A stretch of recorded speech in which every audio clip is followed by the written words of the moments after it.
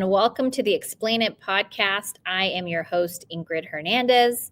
And today we have an amazing guest who focuses on what I think is a very, very tough part of our market, like our industry, and it requires somebody with huge empathy and understanding of how and what the experience looks like for a seller.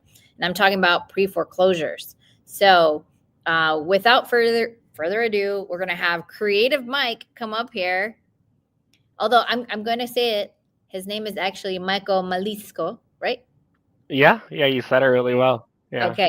But you can find him as Creative Mike on Instagram, with creative being a K. Thank you for being on the podcast today. Where are you joining us from? So I'm joining you guys from the Chicago suburbs.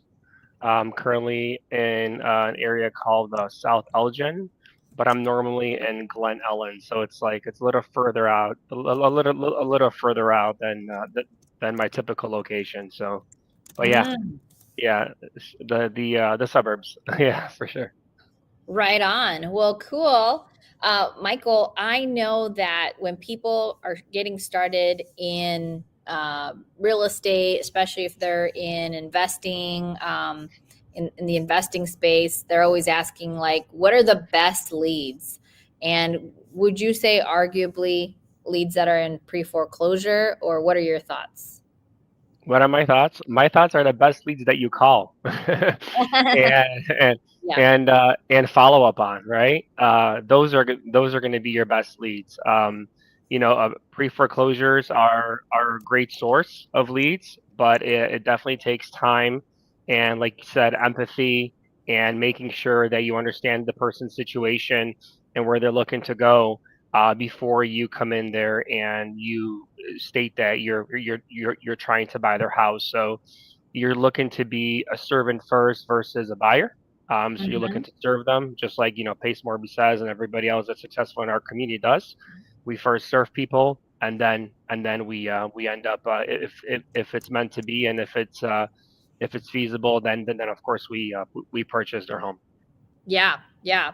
Well, I'll reword my thoughts maybe. I will say the tried and true leads that always make for opportunity, regardless of whether the market is up or if the market is down, is pre-foreclosures. And I had the No One Left Behind challenge this week, which means I am calling agents. And one of the things that we went through this today, actually, during a sub 2 Zoom that I run every Wednesday, is how do you best serve your sellers, right? So if your seller's in a situation where they have to consider selling, what does that look like? And we went through the hierarchy of that, and pre-foreclosures is always on that list in terms of how you can serve them and figure out, like, what can you do to disposition them. But Mike, tell us a little bit about yourself. Like, how did you get started in real estate? And by the way, he's deceivingly tall. I met Mike a couple times now, and I'm like, oh, you're like really tall. I didn't realize it. Yeah, I'm decently tall. I'm not Oh, that tall, but I'm up there. Um, so I actually got started in real estate at a very young age, at 18. I got my loan officer's license. Then the crash happened, so I got into corporate banking. I was a banker, a business banker, and then I was a loan officer running about 6 branches for Bank of America.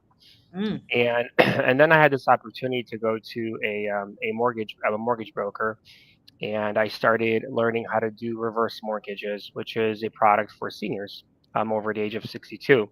And now you can actually get qualified for over the age of 55. mm, And so I did that in my 20s, my late 20s, worked for a broker. I learned a lot.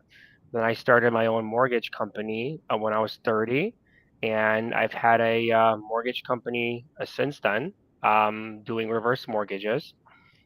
So I have a lot of experience when it comes to finance, and financial products and programs and things of that nature. But this world is completely different.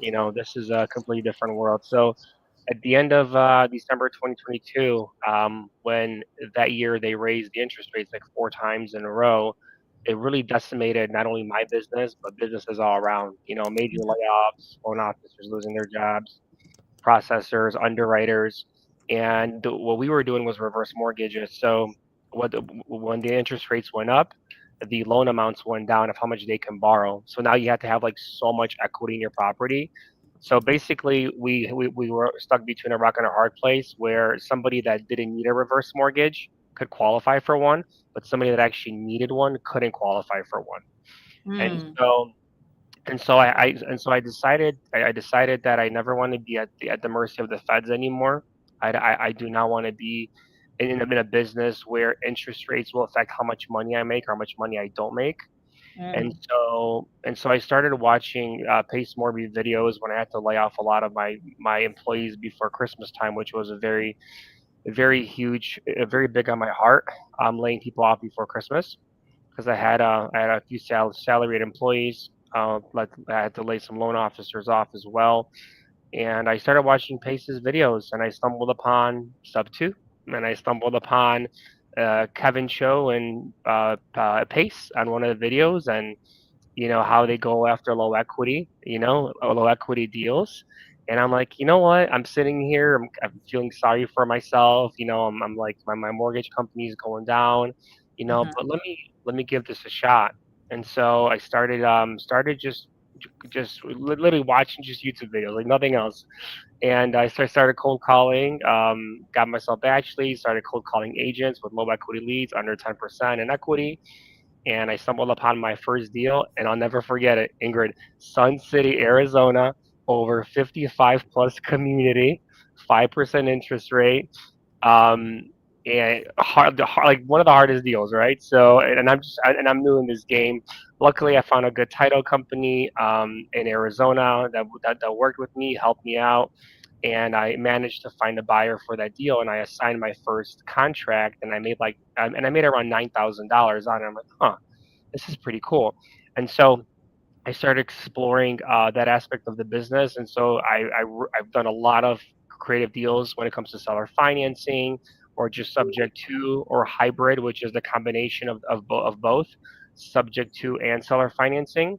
And I've done that for a couple of years, which is fantastic. But now I've delved into more pre foreclosures because I see myself actually building and scaling that business much higher because of how much the actual payouts are or assignment fees are, what you can actually do with them, versus what you cannot do with certain creative deals. And so pre foreclosures has been something that I've been really strongly working on and building on, and luckily it's been paying off. So creative financing is fantastic, but of course the assignment fees are not going to be as high as pre foreclosure deals, or if you want to buy yourself and relist it on the market, you'll make a lot more money doing pre foreclosures as well. Unfortunately, it is a longer pathway. It takes a lot more calls, a lot more conversations with the seller. But once you get that deal, it could take 5 creative deals to get one pre foreclosure fee. Yeah, that's very true, Mike. I love a lot of what you're saying. I think you and I have very similar parallels.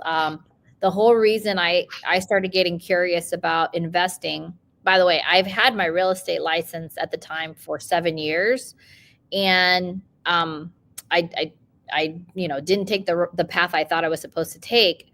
But what really clarified things for me was my having to lay people off myself.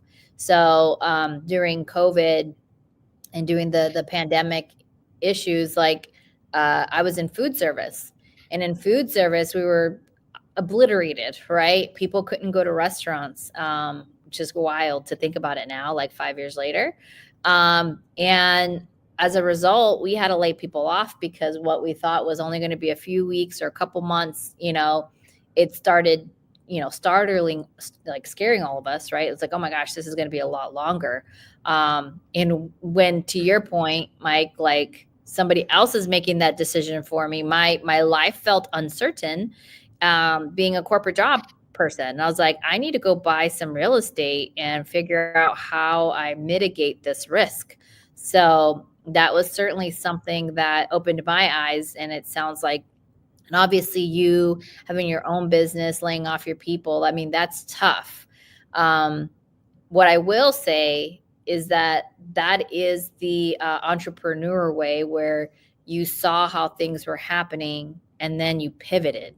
Like, that is so critical in anybody's creative, or excuse me, any entrepreneur journey. And the fact that you were able to pivot, that's pretty amazing.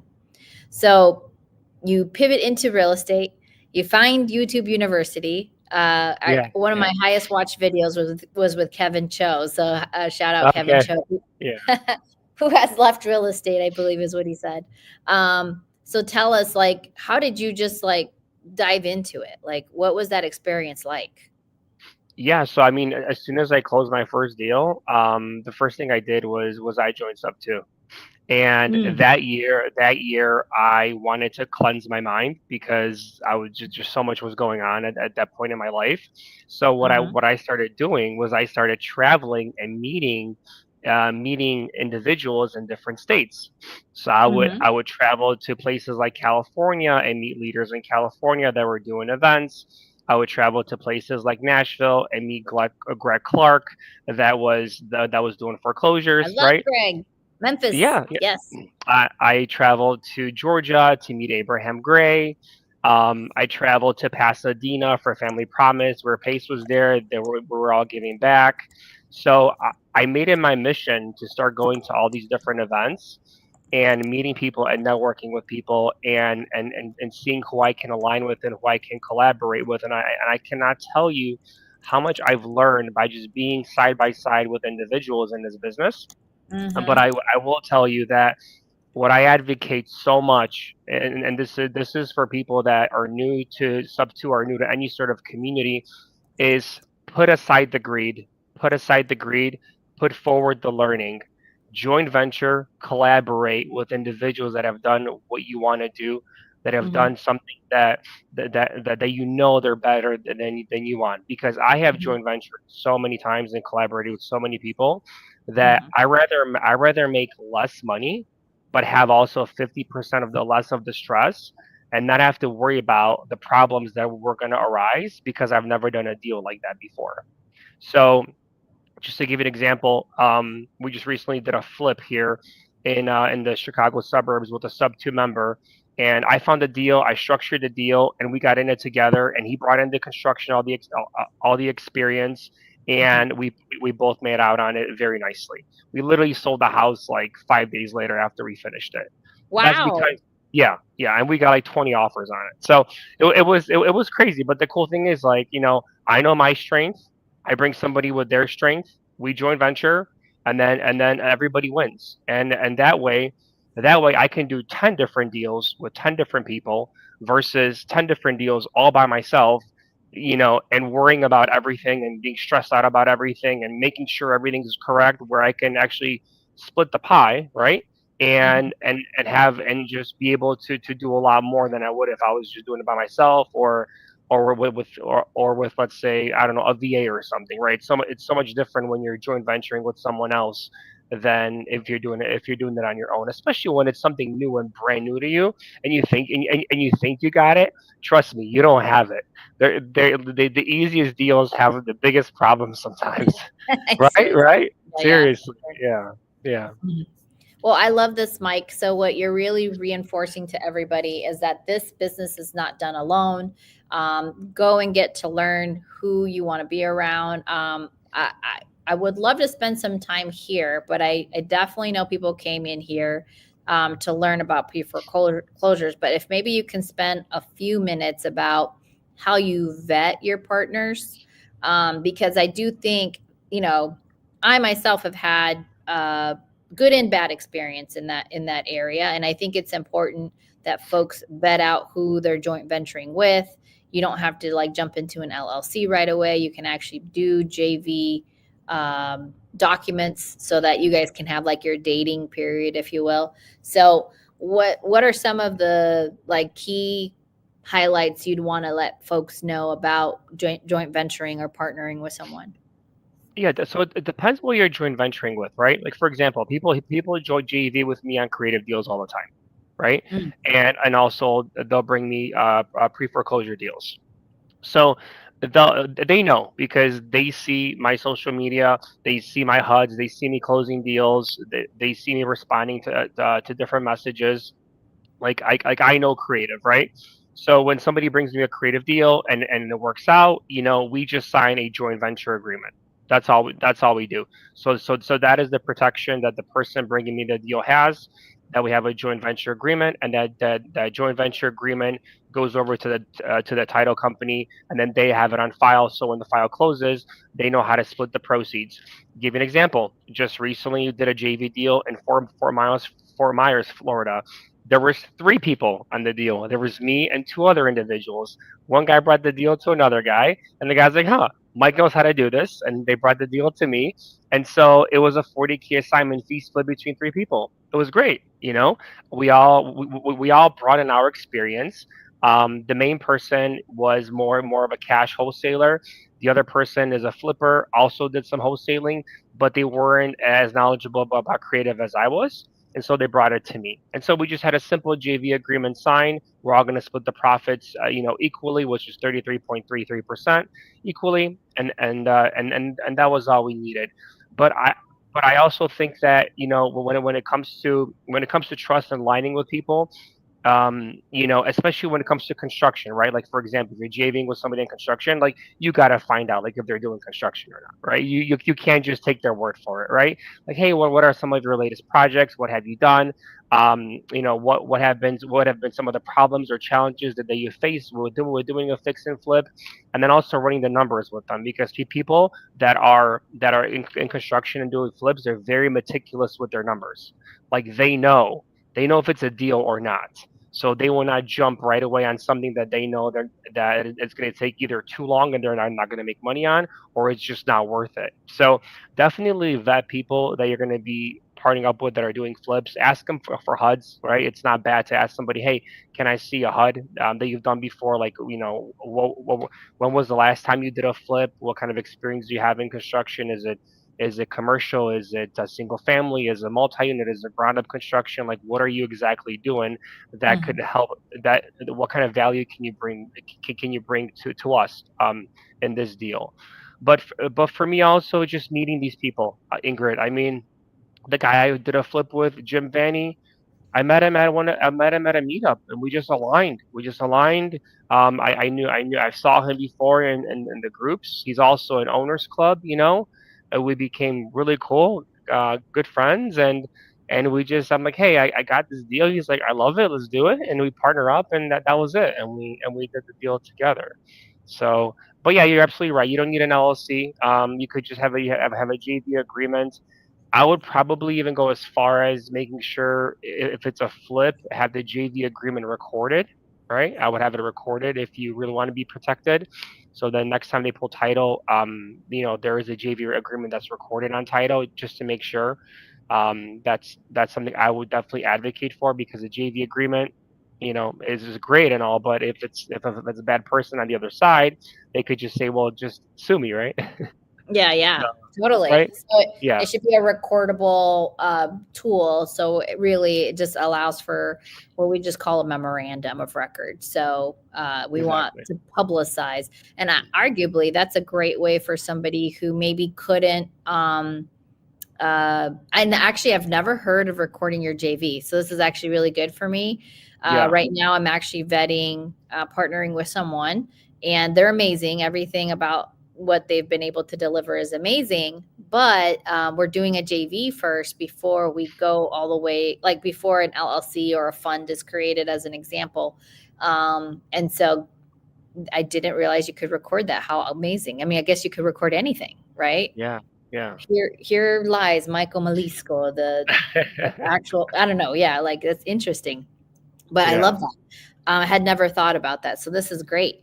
Okay, cool. So I know that people were here to really hear about the pre-foreclosure advice that you might have, especially if that's part of their focus in their business.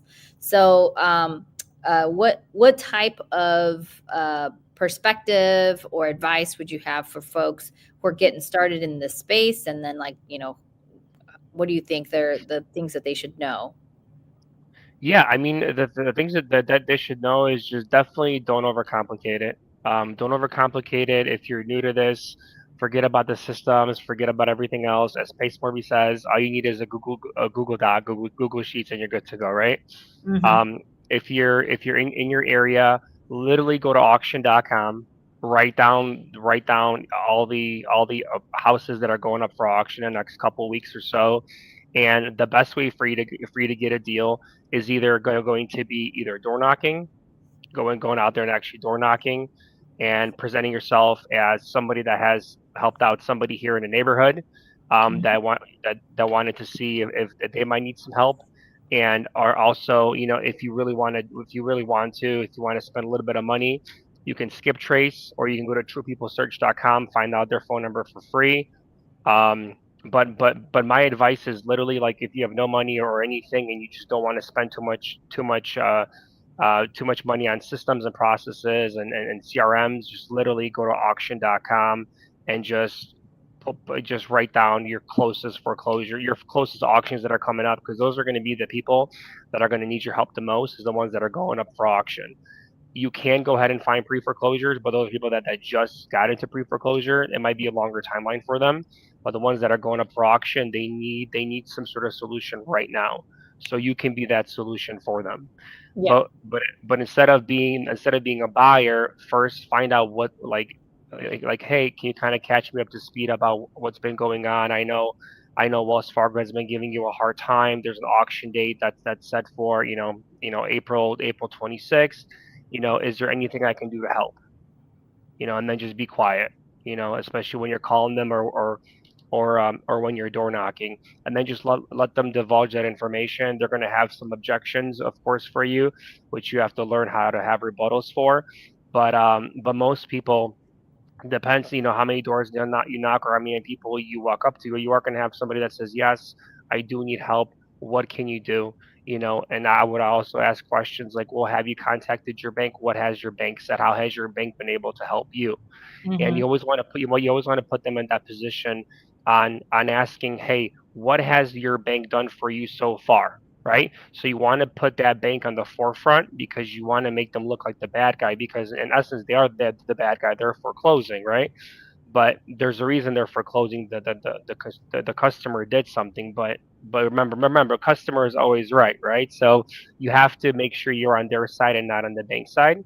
So find out what has the bank done for them, and also offer, hey, listen, if you don't know what's going on, I was just next door with Jerry, right in your neighborhood. We called the bank and we found out what the status was, and we were able to help him.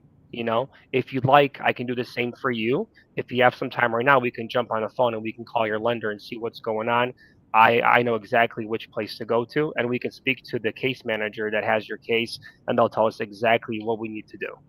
Yeah. Do you find that maybe you might be uniquely qualified also just because you've had such a strong lender background? Do you leverage that? You know what? This business is completely different than my lender background. Mm. Me understanding certain loans and things like that, yes, it may give me a little bit of an upper hand in this business, but then Mm-hmm. I still have to learn from scratch, like the being very empathetic, showing emotion, making sure my tonality is on point, making sure that I'm showing them that I'm on their side, not on the bank side.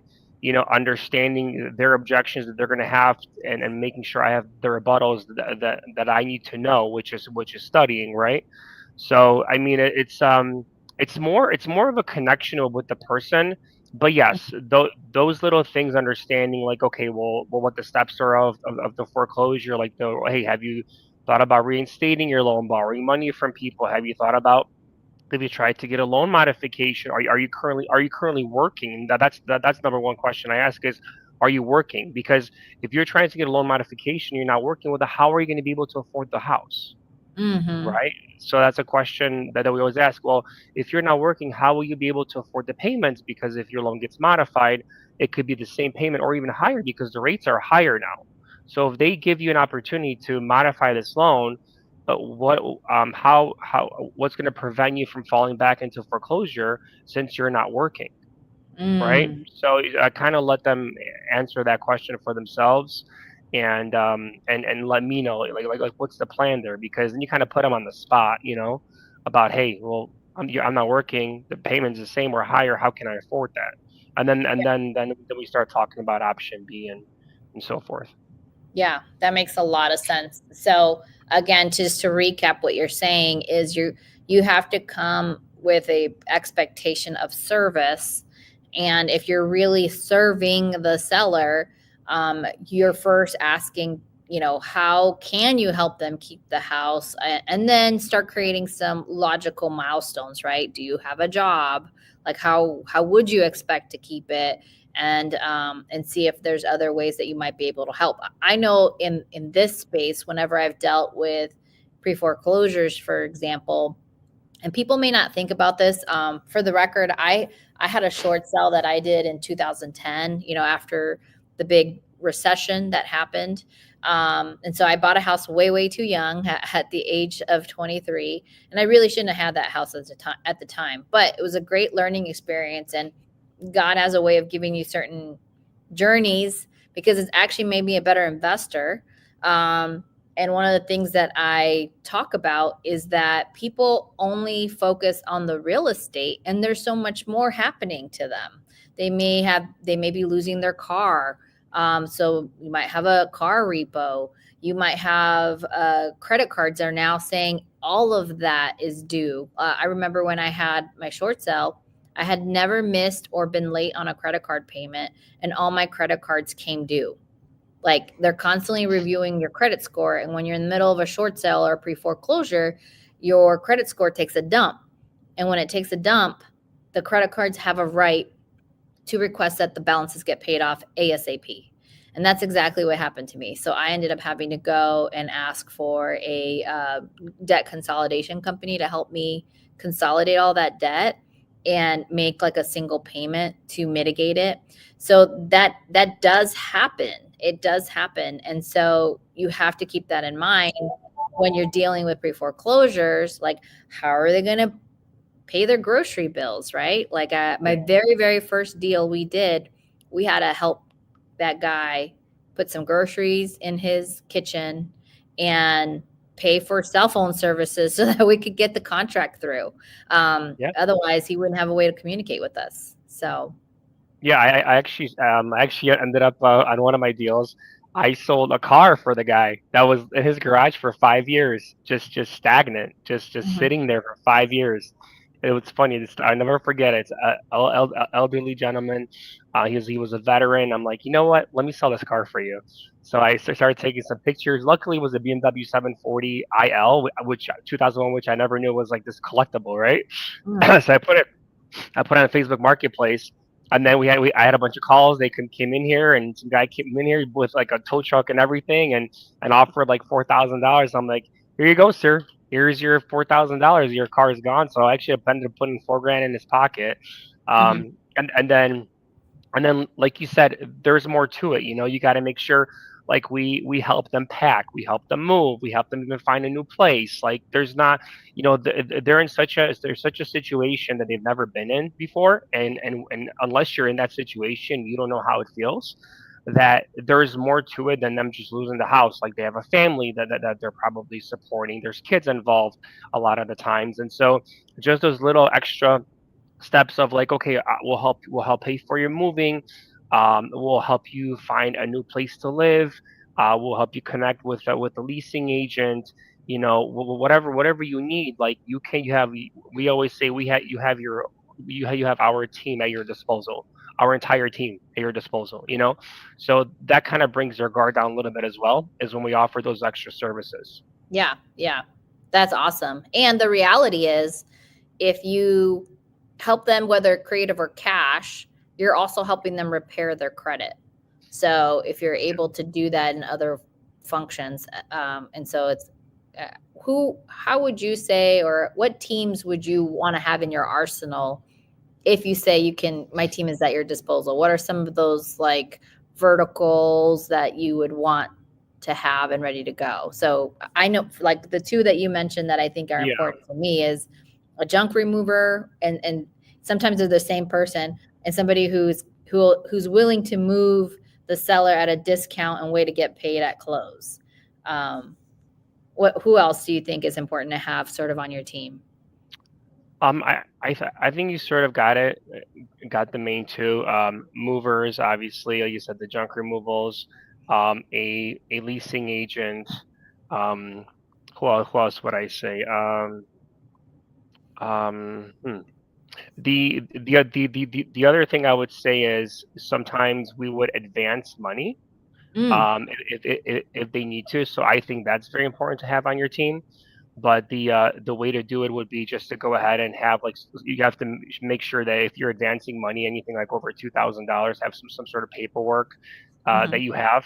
One thing that I learned from Greg Clark, which I'm going to shout him out, is that he has escrow instructions and he also gets a pre-signed quitclaim deed. So in case the Mm. seller does default on their terms, he can record that deed based upon the instructions that are given to escrow. So if you're advancing, let's say, I don't know, $2,500 or $5,000 to help them because they need it for a down payment on a new apartment prior to them getting the funds that you're going to give them at close, whatever the case may be, or they need to catch up on some car payments or whatever that is.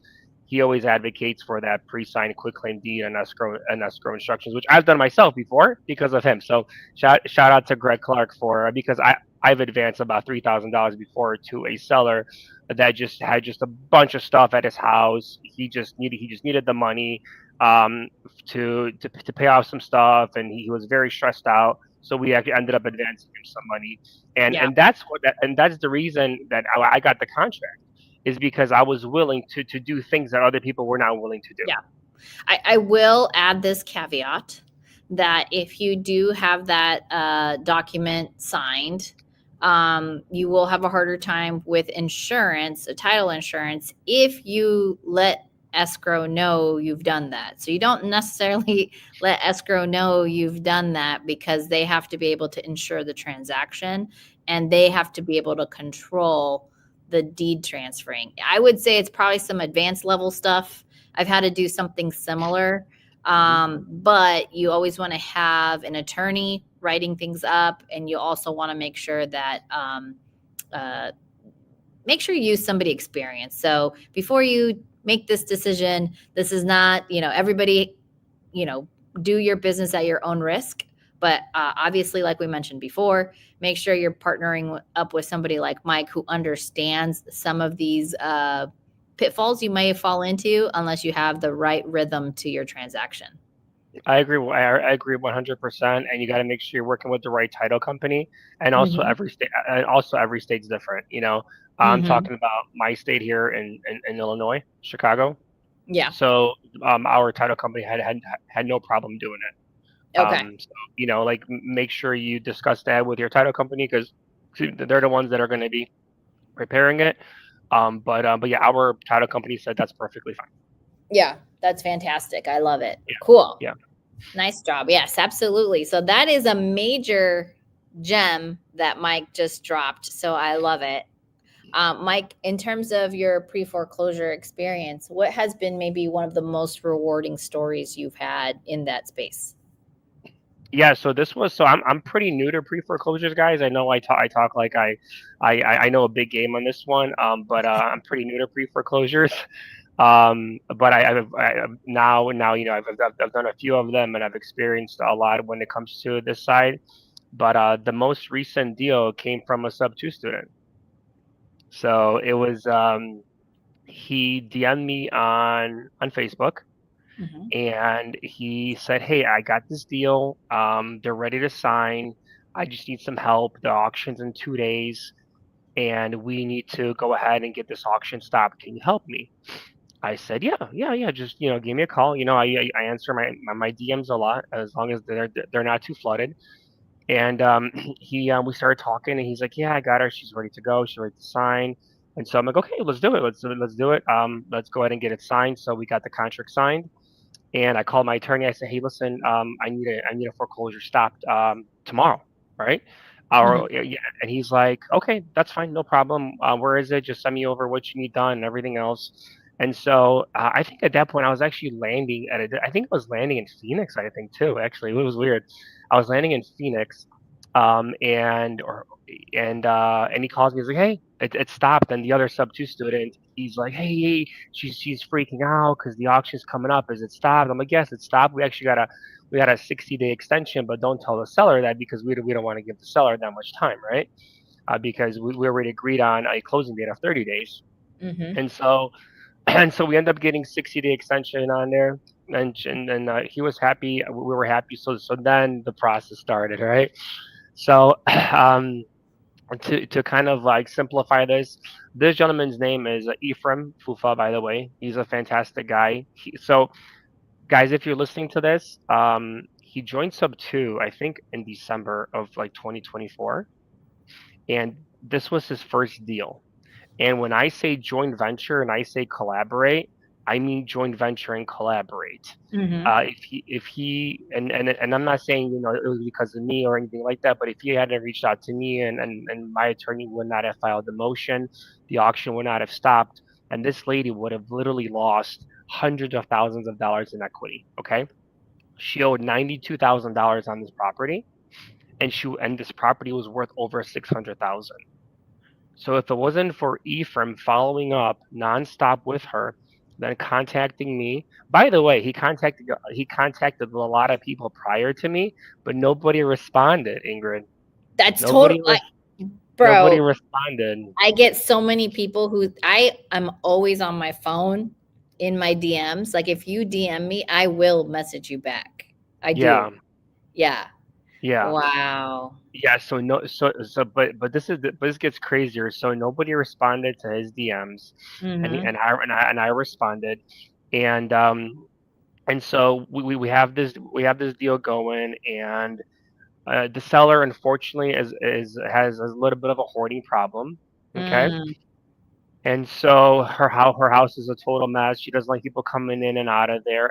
And our focus was to go ahead and wholesale this deal, right? That was the main objective, is to go ahead and get this deal wholesaled. So we ended up locking it up for 290. Okay, Mm. and we ended up assigning it to a buyer for 460. Wow. Yeah, yeah, yeah. So, so the we ended up so we locked it up for 290 to 460. When the buyer went to go look at the property, he said, "I like the property, but I want everything removed from the property before I buy it." So boom, I put my hat on, my junk removal hat on. I start searching for companies. I found a company, and this is where advance payment comes in. Mm. I did things in advance because I knew how big the reward was going to be.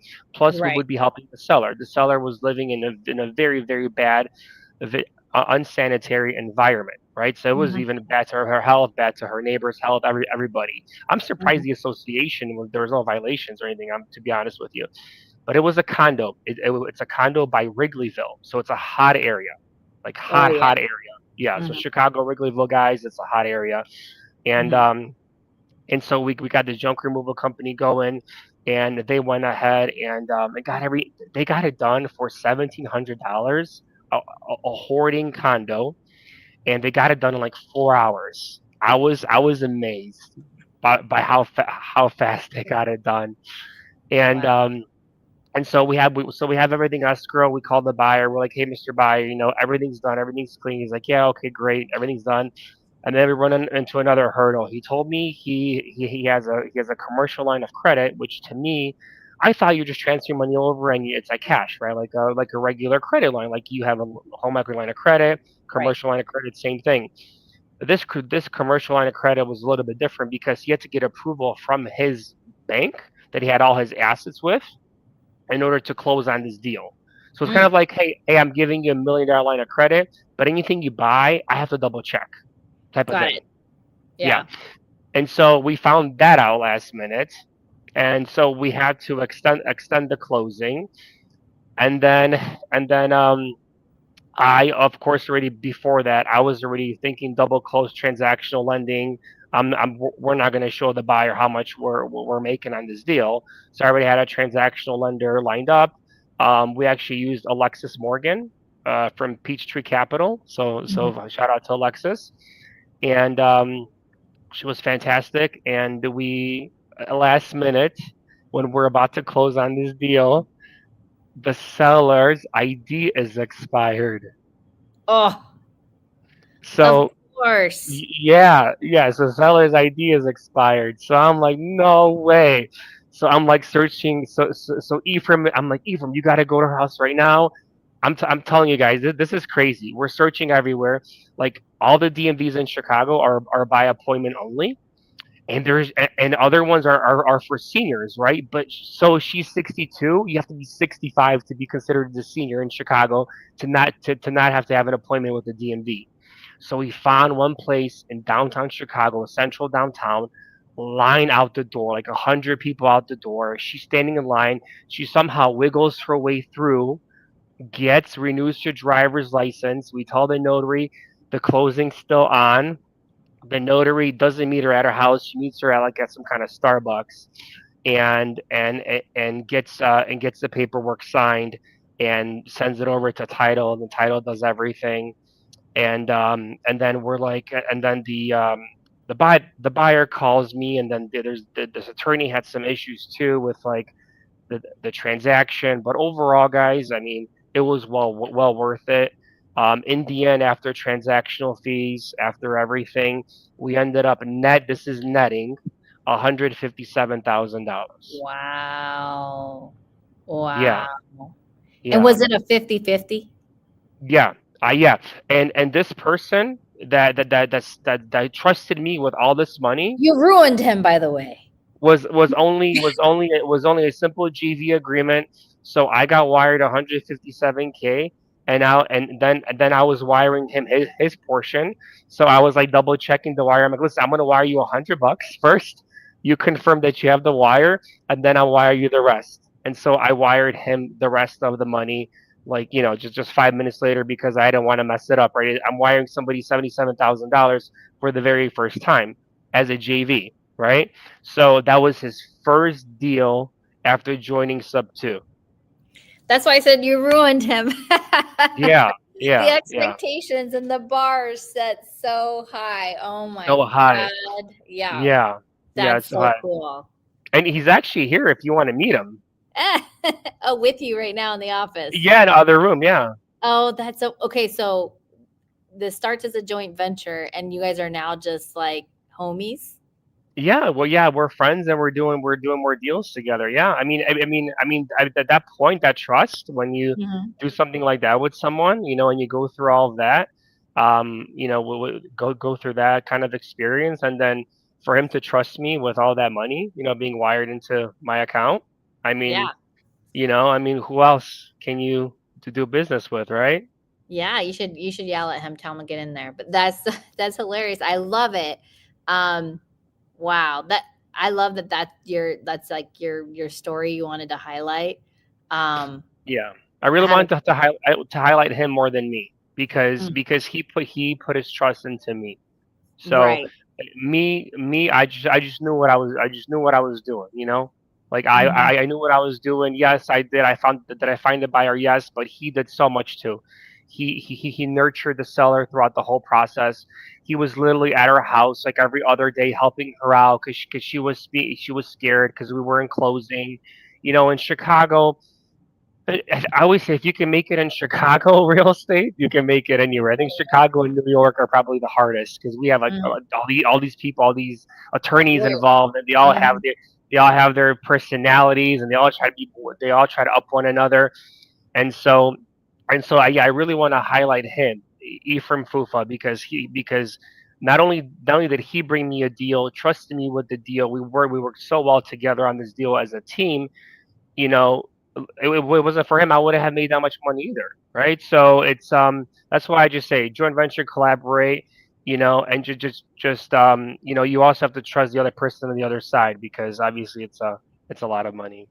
It is. Wow. This is a wonderful story. And really, sort of what we're about, right? Is squatting up, finding the people that like your vibe attracts your tribe, as they say. And you're right. Like he found you, you found him. There's so much trust built in everything that you did. Why would you not continue doing business together? It sounds amazing. So Yeah. kudos. Good. And I said, I had a similar story with somebody who was brand new to real estate, hardly spoke English, and we got his first deal. He got paid 50K. And so, Wow. it's one of my favorite stories when I talk about real estate. And it was less about what I made. I made 100 grand. Another partner made 100 grand, but it came from a pre-foreclosure. So pre-foreclosures have a lot of potential. To your point, Mike, the one thing that people don't talk about is that your debt becomes public when you go to auction. And there's a big case out here in Arizona where the attorney general is saying that they would rather see sellers go to foreclosure instead of um, instead of dealing with wholesalers, which I just don't agree with based on what I read. I read the 81-page case, right? So like I understood the attorney general's opinion and perspective, or at least I think I did. And their perspective is that the seller should go through foreclosure, should go through the auction, and then they would essentially get the overage. First of all, the state does not tell the seller that they have rights to the overage. So, Correct. who would know? A seller would not know unless they were educated. So, I do think if you're going to get into pre foreclosures, I think that is an opportunity for you to look at if you were unable to stop a foreclosure to see if there's any overage there. Because now you've already created a relationship with the seller. You might as well help them obtain what they could after an auction. But yeah, these have such a big upside in a lot of them, not every one of them. And if they don't have an upside, you guys should be telling these sellers to go short sell. So it's like one or the other, go cash or go short sell. But a foreclosure is so terrible in your credit history. 7 years, it's like a bankruptcy. So it's 7 years of a tough uphill battle with your finances. So good for you, Yeah. Mike. That's awesome. Yeah, I mean, 7 years also, right now landlords are checking your credit completely. So if they see a foreclosure on your record, you're not going to get the apartment, or they're going to ask you for 2 to 3 months of a deposit up front, or maybe even 6 months up front, right? It just kind Mm-hmm. of depends, Mm-hmm. on what the landlord is looking for. So as Ingrid says, you're better off with that short sale. And what you're talking about is the whole surplus of funds, right? Whenever Mm-hmm. whenever the auction happens. And you're right, like sometimes even like the state has money from like let's say old insurance checks, right? That you don't Mm-hmm. even know about. You have to go on the state's website to see if you're owed any money, right? Mm-hmm. So like you're saying, how is a seller supposed like how is an average consumer that is not in finance, not in foreclosures, supposed to understand the aspect and the laws behind surplus of funds? Hey, Yep. now I can call this, now I can go to an attorney and I can file for a surplus of funds, all this, and I can get my money back, whatever the difference was that the bank got paid versus what the buyer bought it for. No one knows that. I mean, it's like having another semester in school for some of Yeah. these people, you know. Yeah. So it's Totally. it's crazy to think that, because if that was the case, then why do we have billions of dollars sitting in surplus of funds? Who's taking that money, right? Mm-hmm. Right? Mm-hmm. The sellers aren't getting letters from the state saying, "Hey, you got $50,000 in surplus of funds," and why aren't they getting those letters? Right? Yeah. That's the question. Why Exactly. aren't they? If they're so keen on the sellers getting their money, then why don't they send out those letters out personally? Because they're the ones that are controlling these auctions, right?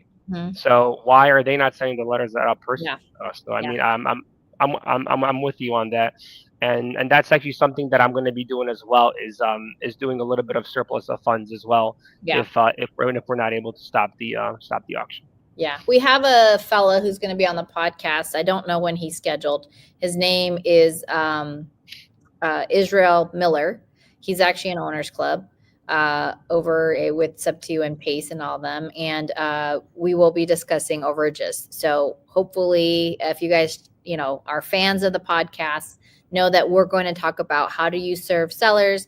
How do you need to get you might even have to get a private investigator to find sellers, because that's another hurdle the state does have to go through, that sometimes people don't want to be known after they've gone through a foreclosure. So it's harder to find them when there is funds, but they're not actively trying to find you, for the record.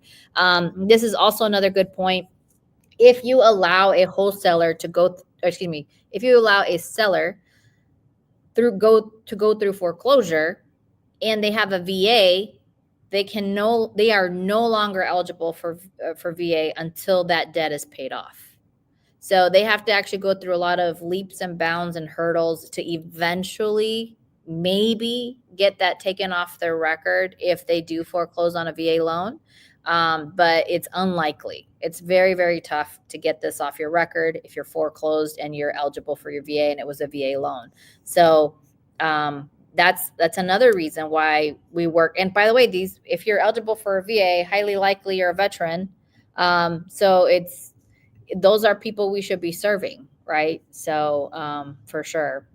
Ryan asked, do you ever worry about going into other people's homes? He watches a lot of true crime and is a little freaked out. So what's been your experience there? You know what? I mean, you kind of get used to it. When you're knocking on the door, you kind of step back a little bit more. My main marketing is mostly texting and cold calling.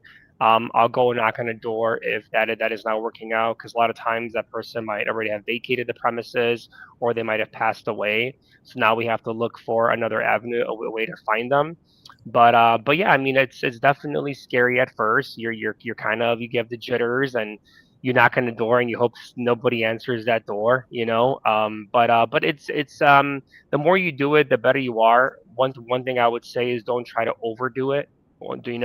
Maybe go knock on one door your first day, maybe two the next day, but don't try to go ahead and try to knock on 10, 20 doors in one day, because you're gonna exhaust yourself, and then you're probably not gonna want to do it the next day. So I would say just take it slowly. If you can, make the phone call first.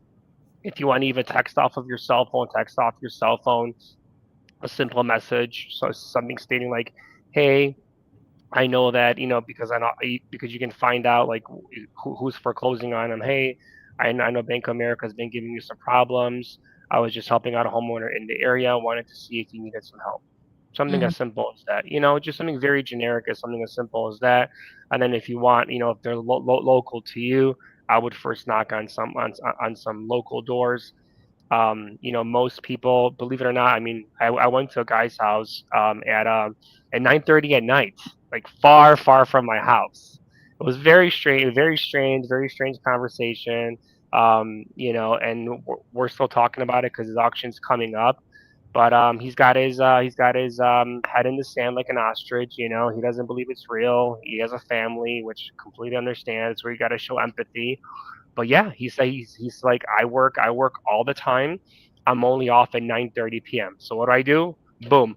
I told him I'm going to be in your area if at another homeowner's property at 8:30. Was I there? No, but but you gotta let them know that, hey, you gotta sometimes say things like that you're going to be in the area, because people want to know that you're there, like maybe for a reason, helping somebody else out, right? So that's one thing that I would suggest people to do is, even when you're knocking on the door, say, hey, I was just in the neighborhood, I was helping out another homeowner here in the area. I did notice that Bank of America has been giving you some issues, some problems. I just wanted to make sure that they've contacted you to give you some options, and to see how they can help you. Just something as simple as that. Just ask them if they have done that or not, and if they say no, well, then you can start a conversation with them. We'll kind of catch them to speed. What happened here? What have you done so far? And so forth and so forth. Yeah. Yeah. Very good. Yeah. And there's different approaches. So when you're doing pre-foreclosures, first of all, this is public data. So technically you could go and get it at your municipality or your county's like office. This information is public record. I think to Mike's point, and what we've been taught is that, like, generally speaking, you want to get there first. So it's called a notice of default, the NOD list, and this list becomes available publicly. And if you're one of the first ones to door knock and that seller is receptive at that point, you're going to be likely to get under contract. Now, in the state of Arizona, it's a 3-month process for pre-foreclosures. So before they go and get foreclosed on, right, in total, and the property goes into auction. The first 2 to 3 weeks when the first NOD comes out is when the seller is most receptive. From that point all the way to the middle, and I would say from a month to 2 weeks before auction, they don't want to hear it. Their head is in the sand. It's very rare, not rare. It's less likely, but not rare, that you'll get an under contract because they're going to get inundated. They're going to have, everybody now has that data, and now everybody's reaching out, whether it's door knocking, phone calls, emails, whatever, however they can get them. Arguably, not enough people are doing direct mail, hint, hint, but it is expensive. And then the last 2 to 4 weeks before their auction is when they tend to be the most receptive if they've made it that far at that point, because now they need to actually get some action done. So the ostrich, head in the sand tends to be right in the middle of their auction process. At least that's what we were taught. Yeah, I agree. All right, Mike. So what you've demonstrated to everybody is that you're an amazing JV partner.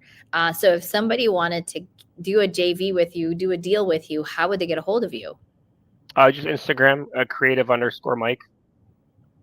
Fantastic. So they go follow Mike on Instagram, slide into his DMs, bring him deals. He's happy to help you. Is there a certain market that you focus on, or that you make like will you do JVs anywhere? Yeah. I mean, especially when it comes to foreclosures, we can definitely do JVs, nationwide. I wouldn't be opposed to it. There's certain state laws and certain things that we have to abide by, but definitely I think it's a possibility. We just stopped an auction in Georgia right now, so we have a deal going on in Georgia, which is really cool. Which is a really, it's for another conversation, but I really structured it creatively, where there's not much money we're bringing to the table, and we're doing a hotel on it, and the seller was cool with actually getting her most of her proceeds after we sell the property. That's So fantastic. Yeah, very cool. Yeah. Awesome. Well, I love it, Mike. Thank you so much for serving the community, building the community back up, and helping sellers through what is a very, very tough time in their lives. So thank you for serving the sellers and all of your JV partners. So much appreciated for coming on the podcast and kind of breaking it down for everybody. Thank you so much for having me. Appreciate it. Wonderful. And then everyone, remember that the Explain It podcast is here every Wednesday from 1 p.m. to 3 p.m. 2 p.m. Arizona time. And we're here every week. So we will catch you guys next week. I think next week we're going to have Stella from Fractional. So if you're in the raising capital space, or if you need money for your deals, you should definitely be here next week as we talk about what that looks like. Thank you so much, Mike. And then we will catch you guys next week. Thank you. Thank you, guys.